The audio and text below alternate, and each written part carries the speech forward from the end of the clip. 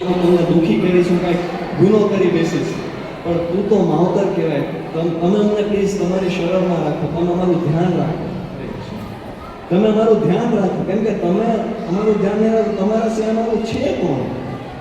એટલું સુંદર આ એક ભજનમાં મહારાજ કહેતા આખું ભાગવતમ આવી ગયું. નરસિંહ મહેતાના જે ભજન છે એ સમયના ભજન ઉપર આજના લોકો પીએચડી કરે છે. એટલે જે બધા કહે છે કે મોડર્ન સાયન્સ ઇવોલ્વ કરે છે, હવે આપણે વધારે ઇવોલ્વ થઈ ગયા છીએ, પણ એ લેવલ ત્યારના સમયનું સાયન્સ ને લેંગ્વેજ તમે જુઓ કે એક સિમ્પલ ભજન છે જેના ઉપર આજના લોકો પીએચડી કરે છે. એટલું ડીપ આ ભજન્સનું મિનિંગ છે. આખું ભાગવતમાં આવી જાય પ્રેક્ટિકલી જોવા જઈએ તો. આજના શ્લોક ઉપર જઈએ તો ધ્રુવ મહારાજ એકદમ ગુસ્સે હોય છે, બહુ ક્રોધિત થઈ જાય છે. અને ત્યારે સુનીતિને જ્યારે ખબર પડે કે મારા દીકરાને શું થયું ત્યારે ભાગવતમાં વર્ણન કે એ પણ દુઃખી થઈ જાય છે. અને પહેલાના શ્લોકમાં વર્ણન આવે છે કે સુનીતિ પોતે દુઃખી થઈ જાય છે. એમને ખબર નથી હોતી કે આવી સિચ્યુએશનમાં, આવી પરિસ્થિતિમાં મારા બાળકને શું સમજાવવું. તો સૌથી પહેલી વસ્તુ જે સુનીતિ સમજાવે છે એ છે કે ધ્રુવ, તું બધા પ્રત્યે ખરાબ વિચારવાનું મૂકી દે, કોઈ પ્રત્યે ખરાબ નહીં વિચારવાનું. મહારાજનો એક એવો બહુ સુંદર કોટ છે, do not wish bad for anyone. કોઈ પ્રત્યે ખરાબ નહીં વિચાર. આ પહેલી વસ્તુ સુનીતિ કહે છે. તો મહારાજજીને એક વાર કે પ્રશ્ન પૂછ્યો હતો કે મહારાજ અમે તો ભક્તિ કરી છે, પણ અમારા બાળકો છે એ ભક્તિમાં જ્યારે ઇન્ટરેસ્ટેડ નથી, તમારે શું કરવું જોઈએ? તો મહારાજ કંઈ ફિલોસોફી નથી આપતા. મહારાજ એક સિમ્પલ સ્ટેટમેન્ટ કે દીકરા મારી વાત સાંભળ. મહારાજ એટલે અમારા મહાવિષ્ણુ ગોસ્વામી મહારાજ છે, એમની સમાધિ નીચે છે, એમની વાત કરું છું. તો મહારાજ બહુ સિમ્પલ એક્ઝામ્પલ આપે કે છોકરાઓની આંખો મોટી હોય ને કાન નાના હોય. એટલે છોકરાઓ તમારું સાંભળશે, તમે તો છોકરાઓને કંઈ કહેશો ને એ તમારું કીધેલું ઓછું માનશે, પણ તમે શું કરો છો ને એ જોઈ નહીં શીખશે. એનું બેસ્ટ એક્ઝામ્પલ હું પોતે છું. હું નાનો હતો ત્યારે મારા પપ્પા મને મંદિરે બધે લઈ જતા. તો મંદિરે જઈને પપ્પા પોતે દંડવત આપતા ભગવાનને, અને દંડવત આપીને નામની લિસ્ટ ભગવાનને માંગતા. એમને જોઈ ત્યારે હું શીખ્યો. હું ધીરે ધીરે મંદિરે જઈને દંડવત આપતો, અને મેં એક્ઝેક્ટ સાંભળેલું તો મારા પપ્પા શું બોલતા, અને એ લિસ્ટ હું બોલતો પપ્પાની પાછળ. બહુ લાંબી લિસ્ટ હતી. તો એવી રીતે બાળકો હંમેશા આપણું નિરીક્ષણ કરે કે મારા મમ્મી પપ્પા શું કરે છે. એટલે સુનીતિ માતા પહેલે પોતે શાંત થઈ જાય છે. અને આ શ્લોકમાં સુંદર આગળ કહે છે કે ખાલી તારે નહીં, મારે ભગવાનના ચરણ કમલનો આશ્રય લેવો જોઈએ. કેમ કે જ્યારે સુરુચિ આવી રીતે કહે છે તારે મારા ગર્ભથી જન્મ લેવો જોઈએ. એના પછી હજી એક વાત એક્સ્ટ્રા કહે છે, અને એ કે સુરુચિ કહે છે તારે જો મારા ગર્ભમાંથી જન્મ લેવો હોય તો તારા પપ્પાના ખોળે બેસવું હોય તો તું જઈને વિષ્ણુની આરાધના કર, ભગવાન શ્રી વિષ્ણુની આરાધના કર. અને આ વાત લઈને ધ્રુવ મહારાજ જાય છે ત્યારે સુરતી માતા એમને કહે છે કે તારા સોતરી મમ્મીએ સાચું કીધું છે. તારે જો કિંગડમ જોતું હોય, તારે રાજ્ય જોતું હોય, તારા પપ્પાના ખોળે બેસવું હોય ત્યારે ભગવાનની આરાધના કરવી જોઈએ. આમાં નીચે આવે છે, બહુ સુંદર છે કે સુરતી માતા કહે છે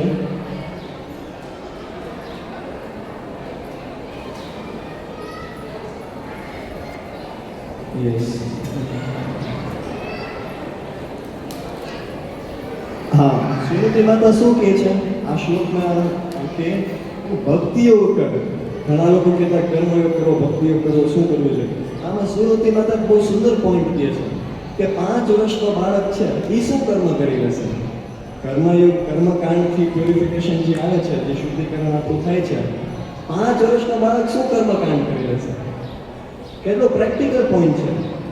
ભક્તિયોગની સ્પેશિયલ સિગ્નિફિકન્સ પ્રભુપાદજી આ શ્લોકમાં સમજાય છે કે 5 વર્ષ કરતાં ઓછા ઉંમરનો બાળક એ પોતાનું લેવલ ઉપર કરી શકે. કેવી રીતે? ભક્તિયોગ દ્વારા. That is the special significance of Bhaktiyoga. Therefore, she advised him not to accept the worship of demigods or any other process, but simply to take to the supreme personality of Godhead. Bhagavad ગીતામાં એક શ્લોક આવે છે સુંદર.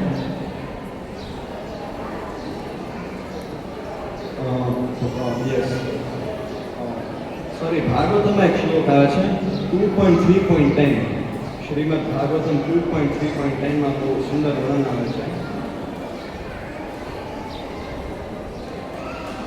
અકામઃ સર્વકામો વા મોક્ષકામ ઉદારથી તીવ્રેણ ભક્તિ યોગેન ભજતે પુરુષં પરમ. તો આ શ્લોકમાં બહુ સુંદર વર્ણન આપ્યું છે કે અકામઃ કદાચ કોઈ એવો માણસ હોય જેને કાંઈ ઈચ્છા નથી, અથવા સર્વકામ જેને ઘણી બધી ઈચ્છા છે. આપણે ભગવાન પાસે આપણી ઘણી બધી ઈચ્છા હોય. મારી ઈચ્છા હોય મારે સારું ડૉક્ટર બનવું છે, મારે બધાની સેવા કરવી છે. અને ત્રીજું શું છે? મોક્ષ કામ, જેને મોક્ષની કામના. તો આ ત્રણેય વસ્તુ કોઈને જોતી હોય તો શું કરવું જોઈએ? તીવ્રેણ ભક્તિ યોગીને ભજતે પુરુષં પરમ. તીવ્ર ભક્તિ કરવી જોઈએ. અને કેની કરવી જોઈએ? પુરુષં પરમ. The supreme personality of God. પ્રોફા છે ઇંગ્લિશમાં કે જે પરમ નિયંતા છે. બ્રહ્માજી સુંદર કહેવાય ઈશ્વર પરમ કૃષ્ણ. કે બધા ઈશ્વર એટલે કંટ્રોલર, નિયંતા. બધા નિયંતાઓમાં જે ટોપમોસ્ટ છે, જે સૌથી ઉપર છે, એ છે કૃષ્ણ. ઈશ્વર એટલે નિયંતા, પરમ એટલે પરમ. કોણ છે? કૃષ્ણ. એટલે આ પરમ નિયંતા કૃષ્ણની આપણે ભક્તિ કરવી જોઈએ. એનાથી આપણી બધી ઈચ્છાઓ પૂરી થઈ શકે. તમારી પાસે તમારી કઈ ઈચ્છા હોય કે ન હોય, તમારા મોક્ષની ઈચ્છા ગમે તે રીઝન આપણે ભગવાન પાસે જવું જોઈએ. એનો બહુ સુંદર એક્ઝામ્પલ મેં સાંભળ્યો હતો કે ઘણીવાર ભક્તો એવી રીતે વિચારતા હોય કે મારે તો ભૌતિક ઈચ્છા છે, મારે ભગવાન પાસે ન માગે. એવી રીતે ઘણીવાર ડિવોટીઝ વિચારે ભૌતિક ઈચ્છા હોય તો ભગવાન પાસે મારે નથી માગવી. પણ મેં રાધેશ્યામ પ્રભુજીના અમારા ડિવોટી છે એમના લેક્ચરમાં સાંભળ્યું હતું કે આપણે ફોર એક્ઝામ્પલ પૈસા જોતા હોય તો આપણે પપ્પા પાસે માંગવા જશે કે પાડોશી પાસે માંગવા જશે? કેના પાસે માંગવા જશે? પપ્પા પાસે માંગવા જશે ને. પાડોશી પાસે માંગવા જશે તો એ સારું ન લાગે. પેલા તો પપ્પાને દુઃખ થાય અને બીજું આપણે પૈસા નહીં મળે. એટલે એવી રીતે છે આપણું રિલેશન કૃષ્ણ. કે આપણે ફોર એક્ઝામ્પલ કંઈક ભૌતિક કામના હોય કે મારા દીકરાને પૈસો મળે, મારા દીકરાનો મોટો બંગલો થાય, મારો દીકરો ઘણી હોશિયાર થાય, ઘણી બધી ઈચ્છા હોય જ છે મા બાપની. તો એ બધી ઈચ્છા આપણે કૃષ્ણ પાસે જઈને પ્રસ્તુત કરી દઈએ. કેમ કે એકચ્યુઅલમાં કૃષ્ણ જ એ મૂળ છે જે તમારી બધી ઈચ્છાઓ પૂરી કરી શકે. કેમ કે આ ભાગવતમાં કીધેલું છે અકામઃ સર્વકામો મોક્ષકામ ઉદાહરિત. કે આપણા બધા કારણો માટે પોતા પાસે ભાગીને જવું જોઈએ. મહારાજ સુંદર કહેતા for all reasons just run to Krishna. ગમે તે કારણે ફક્ત કૃષ્ણ પાસે તમે ભાગીને જાઓ. કેમ કે મહારાજ એવી રીતે સુંદર કહેતા તમે ખાલી ભગવાનના શ્રી વિગ્રહના દર્શન કરો તો તમારું mind your mind will be all right. Maharaj કહેવાય તમારું મગજ સ્થિર થઈ જશે, તમારું માઇન્ડ ક્લિયર થઈ જશે મારે શું કરવું જોઈએ, મારે શું ન કરવું જોઈએ. એટલે મહારાજ કહેતા તમે કાંઈ નથી કરતા તો એટલીસ્ટ તમે આવીને ભગવાનને દર્શન લો અને દંડવત આપો. મહારાજ સુંદર દંડવત આપવાથી 8 જગ્યાનો એક્યુપ્રેશર થાય. ઇંગ્લિશમાં કે એક્યુપ્રેશર. અત્યારે લોકો સ્પેશિયલી એક્યુપ્રેશર કરાવતા જાય. એક્યુપ્રેશર એટલે તમારી નસો ખુલી જાય. લોકો સ્પેશિયલી હવે પૈસા દઈને કરવા જાય છે. પણ ભાગવતમ સિમ્પલી કહે તમે ભગવાનને દંડવત આપીને તમારું એક્યુપ્રેશર થઈ જશે ઓટોમેટિકલી. મહારાજને એમાં એક કોટ એ છે કે જેમ તમે આ મંદિરમાં એન્ટર કરો છો અહીંયા દિવ્ય ઉર્જા છે. કેમ કે આ ભગવાનનું નામ કીર્તન થાય છે. એક સુંદર શ્લોક આવે નામ સંકીર્તનમ યસ્ય સર્વ પાપ પ્રણાશનમ પ્રણામો દુઃખશન્નસ તમ નમામિ હરિં પરમ. આ ભાગવતમનો લાસ્ટ શ્લોક છે. ભાગવતમાં 18,000 શ્લોક આવે, એમાંથી છેલ્લો શ્લોક આ છે. આપણે કંઈક મૂવી જોતા હોય કે અથવા કંઈક સ્ટોરી વાંચતા હોય તો છેલ્લે કન્ક્લુઝન આવે કે છેલ્લે સ્ટોરીમાં શું થાય. આપણે પૂછીને છેલ્લે શું થયું, આપણે એમાં ઇન્ટરેસ્ટ હોય. તો સુખદેવ ગોસ્વામી એટલા દયાળુ છે કે એમને કદાચ ખબર હતી ઘણા એવા છે કે જે આખું ભાગવતમને વાંચે સીધા છેલ્લા શ્લોકે જ જશે. એટલે છેલ્લા શ્લોકમાં કન્ક્લુઝન આપી દઉં. શું કન્ક્લુઝન આપ્યું? નામ સંકીર્તન. ભગવાનનું નામ જ્યાં ભગવાનના નામનું સંકીર્તન થાય છે, જ્યાં ભક્તો મળીને ભગવાનનું નામ ગાય છે, ત્યાં સર્વ પાપ પ્રણાશ, ત્યાં તમારા બધા પાપનો નાશ થઈ જશે. અને જ્યાં પાપમય પ્રવૃત્તિ નથી ત્યાં તમને હંમેશા પોઝિટિવ એનર્જી મળશે. તમને ખબર હશે ઘણા એવા વ્યક્તિઓ જેના ભેગા તમે રહેશો તમને મજા આવશે, અને ઘણા એવા ટાઈપના વ્યક્તિઓ જેમના ભેગું તમને રહેવું જ નહીં. શું કામ? આના ઉપર કે જેટલું તમે ભગવાન જેવું કનેક્શન વધારશો એટલી તમારી અંદર પોઝિટિવિટી વધશે. એટલે મહારાજ સુંદર સમજાવતા કે અનાસક્તિ અથવા વિરક્તિની સાઇન શું છે કે એ માણસ હંમેશા હસતો રહેશે. હું પેલા ઊંધું વિચારતો ઇન માય સ્ટાર્ટિંગ ઓફ ભક્તિ આઈ યુઝ ટુ થિંક કે હું એવી રીતે સ્ટાર્ટિંગમાં વિચારતો જ્યારે મેં થોડી ઘણી ભક્તિ ચાલુ કરી ત્યારે હું એવું વિચારતો કે જેને કંઈ આસક્તિ નથી એ કઈ વસ્તુમાં, એ તો એકદમ આર્મીના કર્નલ જેવો હોય, એકદમ સીધો ટટ્ટન અને મોટું એકદમ આમ મહારાજ કહેતા સળેલા કેળા જેવું મોટું છે. એટલે મહારાજ હંમેશા કહેતા તરબૂચ જેવું મોટું રાખો, હંમેશા હસતા રહે. એટલે મેં આ પ્રેક્ટિકલી ફીલ કરેલું છે કે જે ભક્તિમાં આગળ હોય છે ને એ હંમેશા હસતા જ દેખાશે તમને, ક્યારે તમને એમનું મોટું ચડવું નહીં કરે. અને તમે જ્યારે એમના પાસે જશો ને ત્યારે તમારું માઇન્ડ નેચરલી શાંત પડી જશે. એટલે શાસ્ત્રોમાં કહેવામાં આવે તમારે મંદિરે જવું જોઈએ. અત્યારે આટલા બધા મેન્ટલ હોસ્પિટલ ખુલે છે. આ મેન્ટલ હોસ્પિટલની એકચ્યુઅલમાં જરૂર જ નથી, કેમ કે રિયલી માઇન્ડનું મગજનું જે હોસ્પિટલ છે એ મંદિર હોય છે. અને અમારા દેવકીનાથ પ્રભુ આવ્યા હતા ત્યારે દેવકીનાથ પ્રભુ કહેતા હતા કે ખબર નહીં ભક્તિમાં કંઈક અલગ જ છે, ગામના લોકો પહેલા આવે છે. એમાં તો ઓફિસ કેમ કે બધા માનસિક રોગો અત્યારે 90% બીમારીઓ માનસિક બીમારી છે. ડિપ્રેશન કયો, એન્ઝાઇટી કયો, અને આ બધાની શરૂઆત અહીંયાથી થાય છે. કે જે મેં સ્ટાર્ટિંગમાં કીધું કે માતાઓનું અથવા મા બાપનું પરમ કર્તવ્ય શું હોય છે.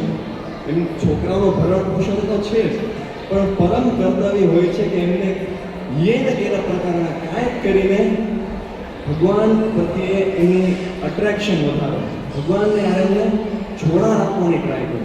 આ તો સુનીતિ માતાએ શું કર્યું, આવી સિચ્યુએશન આવી એમાં એમને શું કર્યું, એમને ભગવાન આને ધ્રુવ મહારાજનો કનેક્શન સ્થાપિત કરવાનું ટ્રાય કર્યું. અને જ્યારે ભગવાન આને કનેક્શન હોય ને ત્યારે ઓટોમેટિકલી આ બધી પ્રોબ્લેમ વહી જાય. હું અત્યારે મેડિકલ સાયન્સમાં છું તો હું ગેરંટી સાથે કહી શકું કે જે લોકો આ ડિપ્રેશનમાં જાય છે, એન્ઝાઇટી એટલે ચિંતા, જે હંમેશા ચિંતામાં જે સ્ટ્રેસની દવાઓ લે છે, એને ખાલી 2 વસ્તુ કરવાની છે. પહેલી વસ્તુ સવારે વહેલું ઉઠવાનું છે. જે સવારે વહેલા ઉઠીને ઠંડા પાણી રહે ને એને ક્યારેય બીપીનો પ્રોબ્લેમ જ નથી. આ આપણું વૈદિક કલ્ચર છે, કેટલું સુંદર છે. આ સ્ટડી છે અમેરિકાની કે સવારે વહેલા ઉઠીને ઠંડા પાણી રહે છે. વહેલા એટલે બ્રહ્મ મુહૂર્ત, સૂર્યોદય પહેલા જે ઉઠીને ઠંડા પાણી નાઈ લે છે એને બીપીની પ્રોબ્લેમ જ નથી આવતી. કેટલું આપણું સાયન્સ વૈદિક કલ્ચર આગળ છે, તમે વિચાર કરો. અત્યારે આપણી જનરેશન છે, તમે એમને પૂછશો એ લોકોને હિચકિચાહટ થાય આપણે વૈદિક કલ્ચરને ફોલો કરવાનું. પણ એકચ્યુઅલમાં આપણે અંદરથી ગર્વ હોવો જોઈએ કે હું સનાતન ધર્મમાં છું. આપણે અંદરથી ગર્વ હોવો જોઈએ. અત્યારે ડાયાબિટીસ ને કેન્સરના કેસીસ શું કામ આટલા વધે છે? કોઈને કારણ ખબર છે? એકચ્યુઅલમાં છે ને મીઠું ખાવાથી ડાયાબિટીસ ન થાય. હું ડૉક્ટરનું ભણું છું એટલે હું તમને કહું છું, મીઠું ખાવાથી ડાયાબિટીસ નથી થતું. ડાયાબિટીસ થયા પછી મીઠું ઓછું કરવાનું હોય, હું કારણ કહું છું તમને. ડાયાબિટીસના કેન્સરનું કારણ જ કોઈને નથી મળ્યું મેડિકલ સાયન્સમાં. એના હંમેશા સેકન્ડરી કોઝ હોય. સેકન્ડરી કોઝમાં શું આવે કે જેની જીવન પદ્ધતિ ખરાબ છે એને ડાયાબિટીસના કેન્સરના ચાન્સીસ વધારે છે. જીવન પદ્ધતિ ખરાબનો મિનિંગ શું થાય?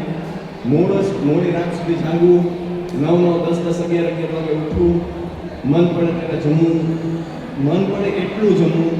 એટલે ભાગવતમના 1.10માં પ્રભુપાદજી સુંદર કહે છે કે કળિયુગમાં આયુ ઘટવાનું કારણ શું છે? પ્રભુપાદજી સુંદર આયુ ઘટવાનું કારણ એક જ છે કે લોકોની જે આદતો છે એ ઇરરેગ્યુલેટેડ છે. ઇરરેગ્યુલેટેડ હેબિટ્સ એટલે તમારી જે આદત છે એ નિયમિત થવી જોઈએ. નિયમિત સમય ઉઠવું જોઈએ. મને યાદ છે હું મારા 6th 7thમાં હતો ત્યારે મારા પપ્પા મને 10 વાગે સુવડાવી જ દેતા, ગમે તે મને 10 વાગે સુવડાવી જ દેતા, અને પછી હું 5-6 વાગે ઉઠી જતો. તો અત્યારે મને એ ફીલ થાય છે કે મને કેટલી હેલ્પ કરી છે એ વસ્તુઓ. એનાથી જ્યારે કોઈ પણ મારા ટાઈમસર સુવે, ટાઈમસર ઉઠે, એનાથી એની અટેન્શન સ્પાન વધે છે. એકચ્યુઅલી આ સાયન્ટિફિકલી પ્રૂવન છે. સૂર્યોદય પહેલાના સમયમાં તમારું જે મગજની શક્તિ સૌથી વધારે હોય છે, સૌથી વધારે મગજની શક્તિ તૈયાર હોય છે. એટલે જેની આદતો નિયમિત છે, ટાઈમસર સૂઈ જવું, ટાઈમસર જમી લેવું, એને આવી બધી પ્રોબ્લેમ થવાના ચાન્સીસ ઓછા હોય છે. આ પહેલું કારણ છે ડાયાબિટીસના કેન્સર. બીજું કારણ શું છે? Artificial નેસેસિટીઝ of life. પ્રભુપાદ લખે છે કે કૃત્રિમ રીતે આપણે જીવનની જરૂરિયાતો વધારી છે. હવે આપણી પહેલાંની પેઢીઓ હતી એમનો તમે ખોરાક જોવો. ઘરે પોતાની ગાય ભેંસ હતી, એમનું ચોખ્ખું દૂધ પીતા, પોતાની વાડીના અનાજ ખાતા. મારા કહેતા એમના સમયમાં ઘઉંનો દાણો સોનેરી રંગનો હતો. સોનેરી રંગનો ઘઉંનો દાણો તો મહારાજના સમય મહારાજ કહે છે. અત્યારે કેમિકલ્સ એટલું વધી ગયું છે, ખાસ કરીને જે આપણે આ કોલ્ડ ડ્રિંક્સ પી છીએ, ઓલું રિયલમીનું શું આવે ફ્રૂટ જ્યુસીસ આવે ને આર્ટિફિશિયલ પેકિંગમાં, રિયલમીના ફ્રૂટ જ્યુસીસ આવે, આ બહારના પડીકા આવે, નામ નથી રહેતો કોઈ કંપનીના, એકનું કહી દીધું પણ વાંધો નહીં, પણ આ બધા ફૂડ પેકેટ છે એમાં ફ્લેવરિંગ એજન્ટ નાખતા હોય, એમાં કલરિંગ એજન્ટ નહીં નાખતા હોય, અને આ બધા કેન્સર કોઝિંગ. આ બધી ફ્લેવરિંગ એજન્ટ નાખો છો કે કલરિંગ એજન્ટ નાખો છો, આ બધી વસ્તુથી કેન્સર થઈ શકે. માઇક્રોવેવમાં ખાવાનું તમે વધારે બનાવો છો, ઓવન વધારે વાપરો છો, આ બધી વસ્તુ કેન્સર કોઝિંગ છે. આપણું વૈદિક શાસ્ત્ર તો એ અને આપણે આયુર્વેદ કહે છે કે જમવાના મહિના પછી 3 કલાકની અંદર ખાઈ લેવું, 3 કલાકની અંદર. તો અત્યારે તો એક્ઝેક્ટ એનું ઊંધું હાલે છે. અને આ બધી આદતો આપણે રોગ વધે છે. રોગ વધવાનું કારણ એક જ છે કે આપણે જીવનની કૃત્રિમ જરૂરિયાતો વધારી છે. આપને બહાર જઈને પેકેટ્સ ખાવાની જરૂર નથી. ઘરે મસ્ત મમ્મી આપણે શાક રોટલી બનાવી આપે છે, એ તમે ખાશો તમે હેલ્ધી રહેશો. આપણે શું કામ કે ઘરનું જમવાનું જમવું જોઈએ, ઘરનું જમવાનું ગરમ ગરમ જમવું જોઈએ? શું કામ કે છીએ? આ આયુર્વેદ સમજાવે છે કે તમે ગરમ ગરમ જ્યારે ખાઓ છો ત્યારે ખાવાનું પચી જાય છે.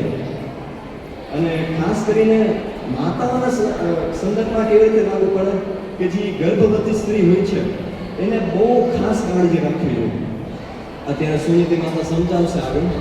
અને આપણે જોઈએ છીએ પ્રહલાદ મહારાજનું ઉદાહરણ આપણે જોઈએ છીએ. પ્રહલાદ મહારાજ ગર્ભમાં હતા, એમને ગર્ભમાં જ સાંભળ્યું હતું. નારદ મુનિ જ્યારે એમના મમ્મી કયાકુને સમજાવે છે ભાગવતમ વિશે, ત્યારે એમને ગર્ભમાંથી આખું ભાગવતમ સાંભળ્યું હતું. સેમ કેસ છે અભિમન્યુમાં, મહાભારતમાં આવે કે અભિમન્યુ જ્યારે સુભદ્રા મૈયાના ગર્ભમાં હોય છે ત્યારે અર્જુન સુભદ્રા મૈયાને ચક્રવ્યૂહ વિશે સમજાવે છે. તો ગર્ભમાં છે અભિમન્યુ ત્યારે એમને સમજી લીધું હતું કે ચક્રવ્યૂહ શું હોય છે. અને સાયન્ટિફિકલી બધું છે કે 3 મહિના પછી બાળક સાંભળી શકે. એટલે આપણા પહેલાના જમાનામાં એ પદ્ધતિ હતી કે જે પ્રેગ્નન્ટ વુમન હોય, જે ગર્ભવતી સ્ત્રી છે, એમને ભાગવતમ ભગવદ્ ગીતા સંભળાવે છે. એ પોતે ભાગવતમ ભગવદ્ ગીતા વાંચે અથવા એ મંદિરે જવાનો પ્રયાસ કરી, વોકિંગ વધારે. અત્યારે સાવ ઊંધું થાય છે. મેં પર્સનલ મારા રિલેટિવ્સમાં જોયેલું છે. મારા એક રિલેટિવ પ્રેગ્નન્ટ હતા અને એ શું જોવે છે? ક્રાઇમ પેટ્રોલ જોવે છે. આખો દિવસ ક્રાઇમ પેટ્રોલ જોવે છે. એમનું બાળક જે આવ્યું એ બધી વસ્તુથી બીવે જ છે. પછી આવીને મને પૂછે છે કે દર્શન આવું શું કામ થયું? મેં કીધું તમે ગર્ભવતી ત્યારે તમે શું જોયું હતું? કે મેં તો ક્રાઇમ પેટ્રોલ જોયું. હવે શું થશે બાળકનું? એટલે બહુ ધ્યાન રાખવું જોઈએ ગર્ભવતી સ્ત્રીને. ગર્ભવતી સ્ત્રીના ગર્ભમાં જે બાળક છે, જ્યારે ગર્ભવતી સ્ત્રી વધારે તીખું ખાવાનું ખાય છે, વધારે હોટ સ્પાઇસી ચટપટું બહારનું ખાવાનું ખાય છે, એ મેંદો વધારે ખાય છે, આ બધું એકચ્યુઅલી બાળક માટે બહુ હાનિકારક હોય છે. હું મેડિકલ ફિલ્ડનો સ્ટુડન્ટ છું, હું કહી શકું તમને. બહુ ક્રિટિકલ ફેઝ હોય જે ગર્ભવતી પ્રેગ્નન્સીનો જે સ્ટેજ હોય, બહુ ક્રિટિકલ સ્ટેજ હોય છે. આ 9 મહિના બહુ ખાસ ધ્યાન દેવું જોઈએ કે એ ભગવાનના સંપર્કમાં આવે એ વ્યક્તિ. ત્યારે એનું જે બાળક હશે એ બાળક ત્યારે ભગવત પ્રિય હશે, એ ભક્તિમય બાળક હશે. બાકી તો રાક્ષસી પ્રજાતિ જ જાય છે. શું કામ આટલા મર્ડર કેસીસ વધે છે? રીઝન કોઈ કહી શકશે શું કામ મર્ડર ને રેપ કેસીસ વધે છે? કેમ કે ગર્ભથી જ બાળક એવી જ વસ્તુ જ હોય છે. અમારા સર, મારી કોલેજ એકવાર અમારા સર અમને આવી રીતે કહેતા હતા કે અમારા સર એકવાર મૂવી જોવા ગયા છે. તો એ જોવે છે કે એની બાજુમાં એક કપલ બેઠું છે અને કપલના ખોળામાં 1 મહિનાનું બાળક છે મૂવી થિયેટરની અંદર. એ કેટલો ડેમેજ કરશે એના કાનને? અને એ જે વાઇબ્રેશન આવે છે મૂવીઝના, કેટલા ખરાબ વાઇબ્રેશન હોય છે.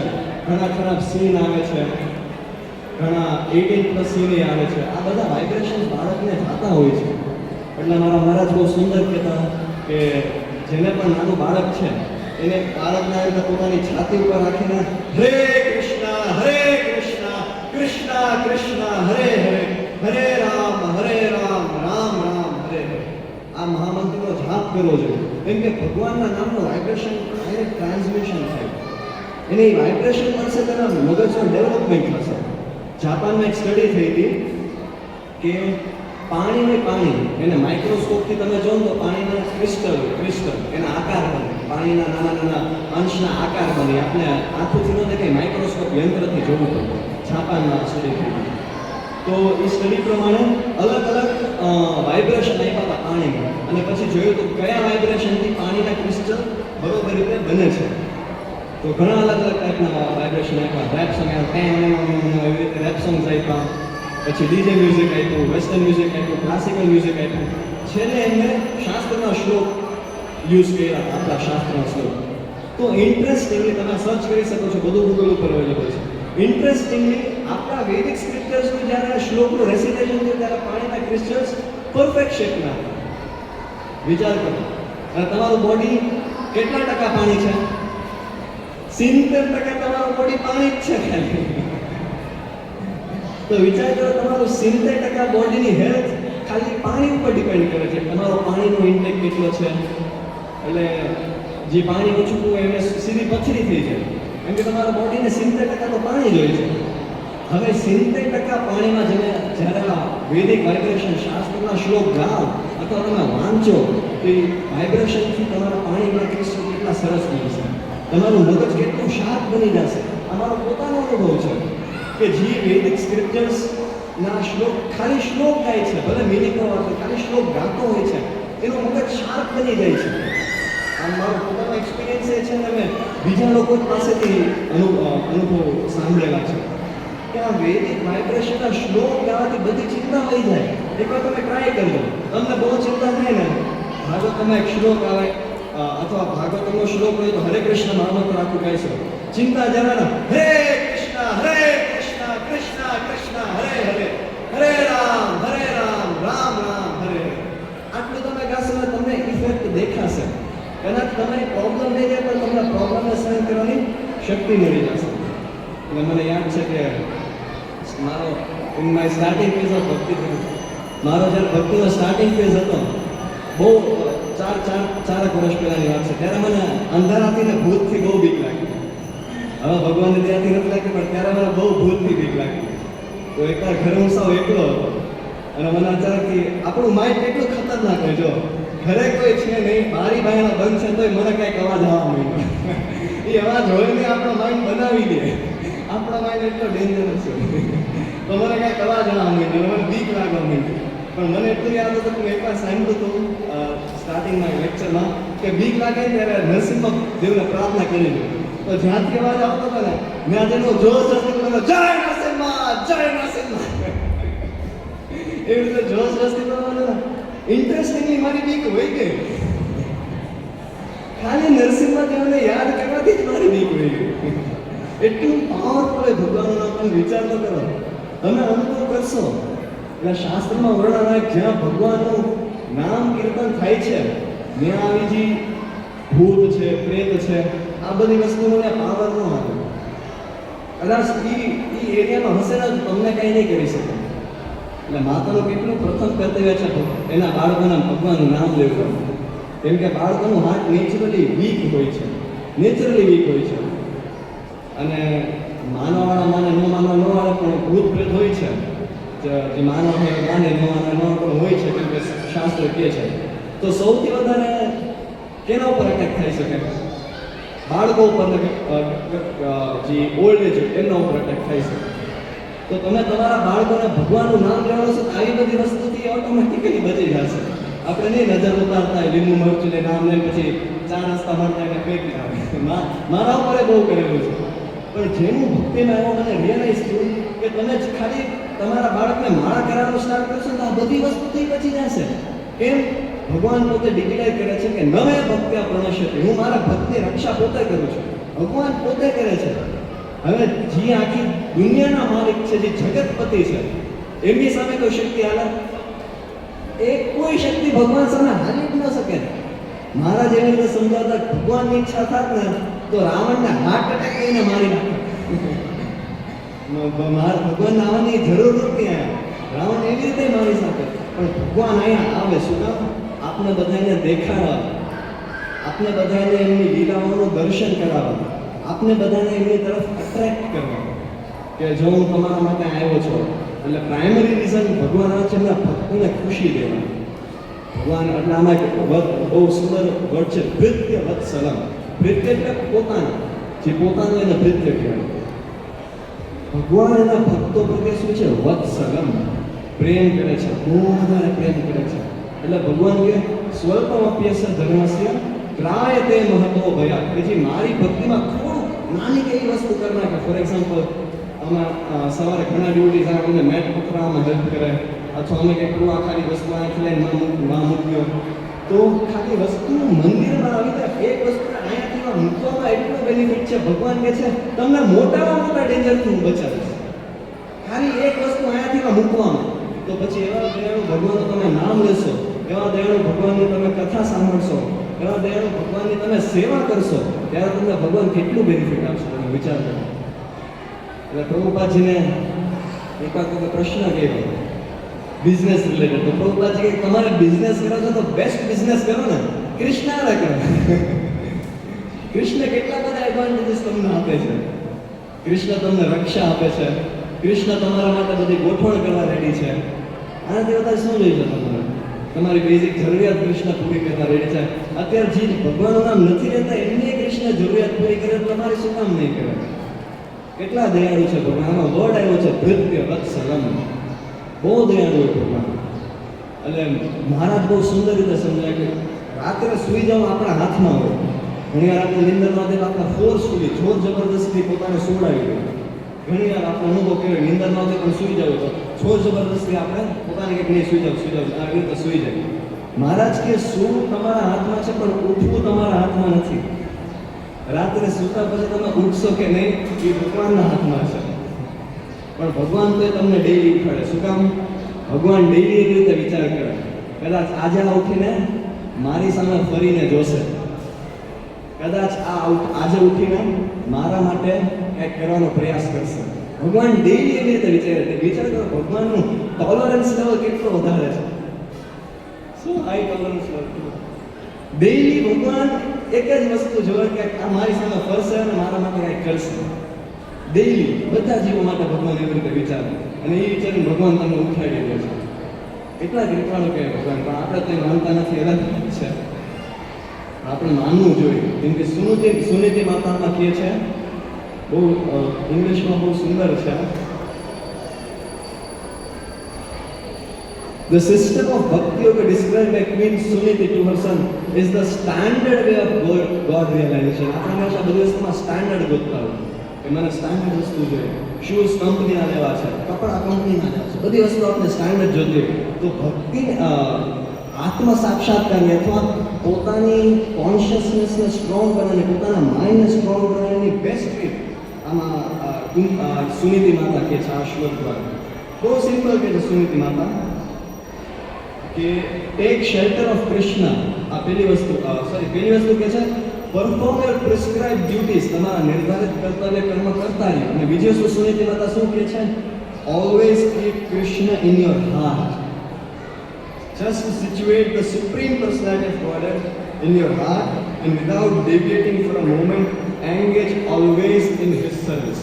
આ બે વસ્તુ સુનીતિ માતા આપણે કહે છે, જે માતાને પોતાના બાળકને શીખવાડવી જોઈએ. કેમ કે સુનીતિ માતા છે, હું મારા 5 વર્ષના બાળક છે ને એમને શીખવાડે છે. શું કામ? પ્રહલાદ મહારાજ કહે છે મારા માચરે પ્રાજ્ઞો.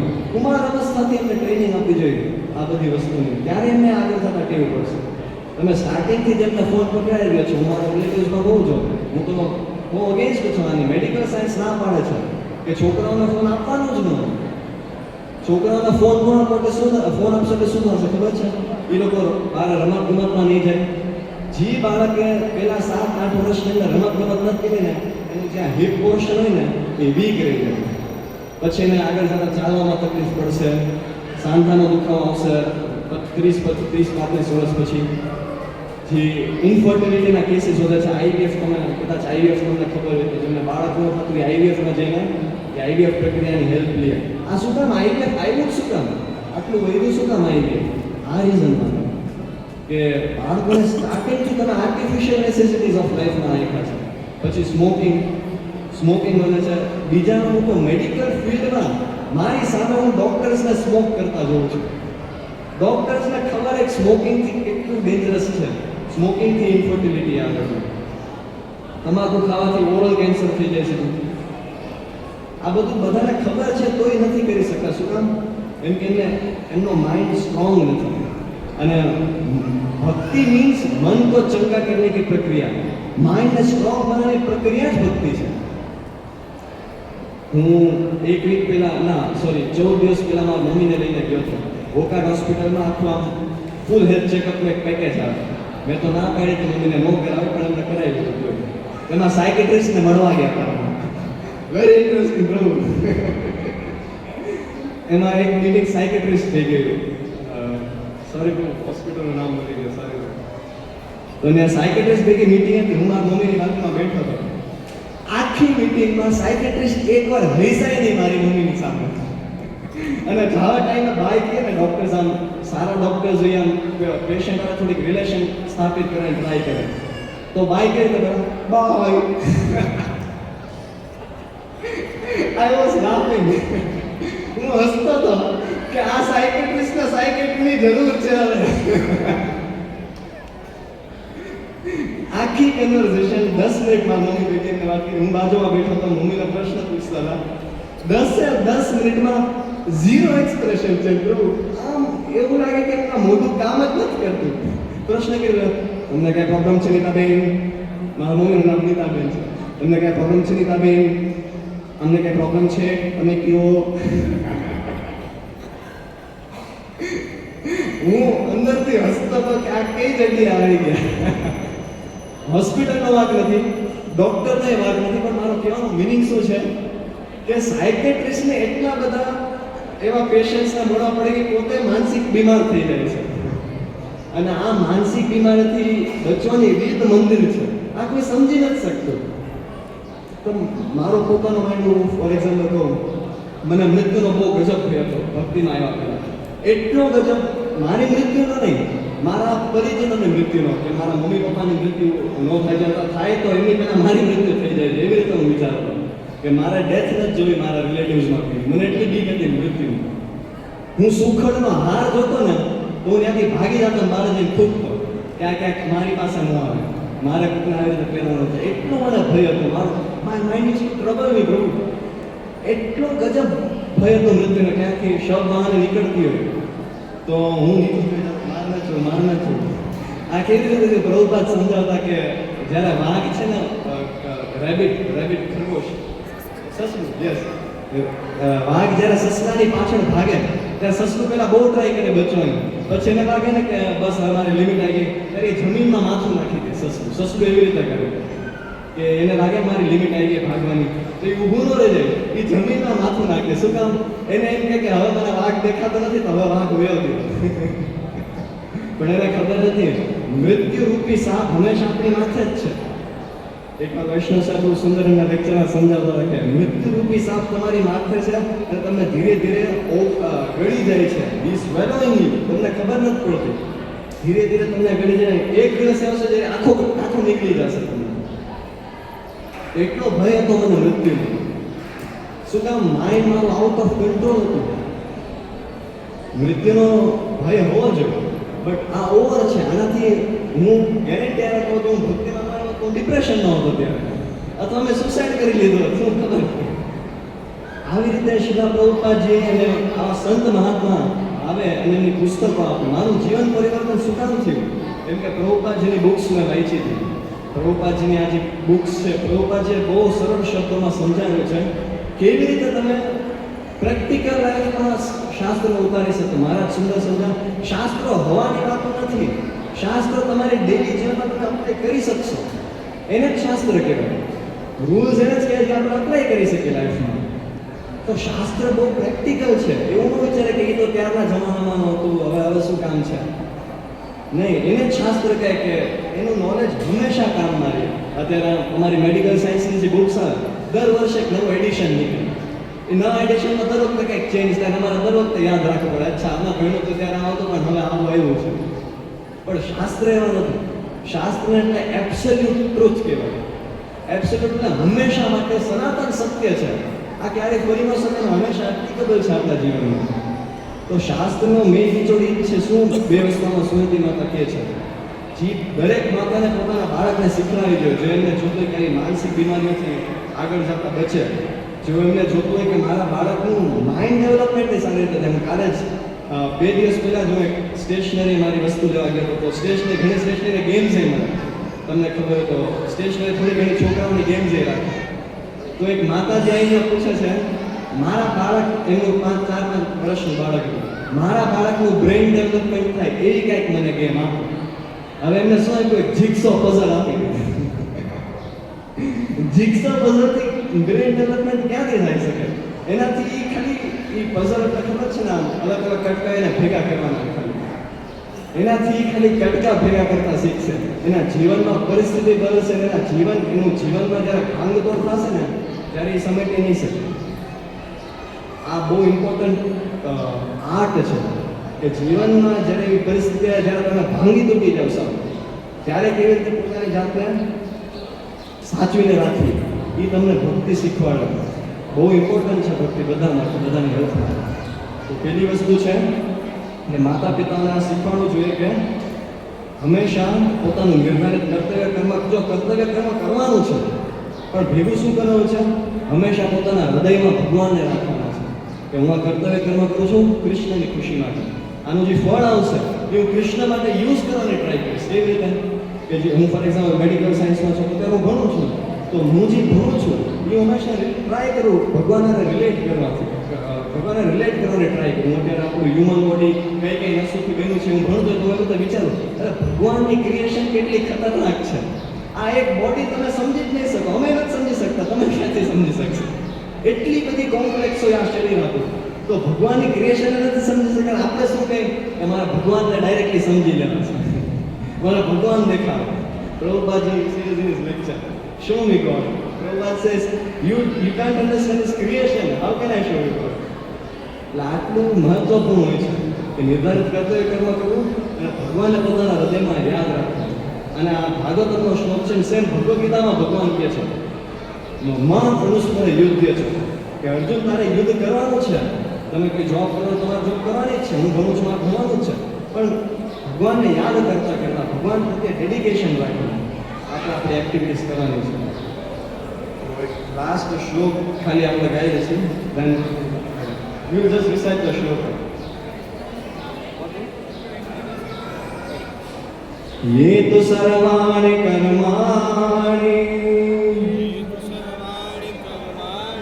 मयि सन्न्यस्य मत्पराः अनन्येनैव योगेन मां ध्यायन्त्युपासते. આ 12મા અધ્યાયમાં આવે અને ટીપ છે, મારા ટીપ દઈને ગયા હતા. કોઈને પોતાના બાળકનું બ્રેઇન ડેવલપમેન્ટ કરાવો તો મારા ટ્રીક દઈને ગયા છે કે બાળકને 12મો અને 15મો અધ્યાય ગભરાવો ખાલી. બાળક માળા નથી કરતો અથવા એને 12મો અને 15મો અધ્યાય ગવડાવો ખાલી. બહુ બ્યુટીફુલ છે. અથવા સ્ટડીઝ પહેલાં રાધા માધવ કરીને આખું આપણે જે ભજન ગાયું સ્ટાર્ટિંગમાં એ ભજન એ ગાઈ શકે. મહારાજ સુંદર કહેતા કે જ્યાં ભજન ગાઈને સ્ટડીઝ કરશે ને એનું માઇન્ડ સ્ટડી રહેશે.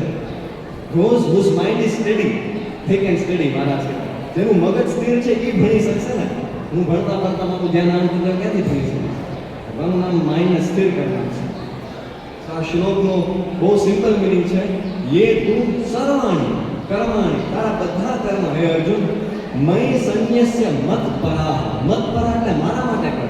પછી શું? અનન્ય નૈવ યોગેન, યોગ એટલે ભગવાન હારે જોડાણ કરવું. અને આ શું કામ કરે કે તું મારા જોડાણ રાખવા માંગે છે? એક ઇમ્પોર્ટન્ટ વાત છે અનન્ય નૈવ, કે તું ખાલી મારા પ્રત્યે ડેડિકેટેડ છો. એવું નહીં ક્યારેક કામ, ક્યારેક કામ, ક્યારેક કામ, ક્યારેક કામ. Krishna is the supreme personality of God. ભાગવતમાં તસ્માદેકેન મનસા, મારા દીકરીનું આવી રીતે કેમ કરતા મને યાદ રહી ગયું છે. તસ્માદેકેન મનસા, કૃષ્ણ અનન્યદેવ મામ ધ્યાયન ઉપાસતે, મારું ધ્યાન કરતા કરતા, મારી ઉપાસના કરતા કરતા શું કર? સર્વાણી કરનાર, તારા બધા કર્મ. તો આજના શ્લોકમાં આવ્યું છે. અને બધા જે પેરેન્ટ્સ છે, મા બાપ છે, એમને ઓલ ગ્લોરીઝ ટુ ધેમ. કેમ કે મહારાજ કહેતા તમારા મા બાપ છે એટલે તમે છો.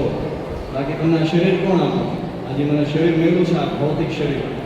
એ શરીર આપણા આપવાવાળા આપણા માતા પિતા છે. તો મહારાજ કહેતા તમારા માતા પિતા ઘણીવાર રોંગ હશે, તમે સાચા હશો, તમારા મા બાપ ખોટા હશે, તો એ મહારાજ કહેતા ક્યારેય સામું નહીં બોલવાનું, હંમેશા રિસ્પેક્ટ આપવાની. અને મેં અનુભવ કરેલું છે કે મારા પપ્પા કદાચ કોઈક વાર ખોટા હોય અને તો હું સામે ન બોલું ને તો એ શાંત થઈ જાય.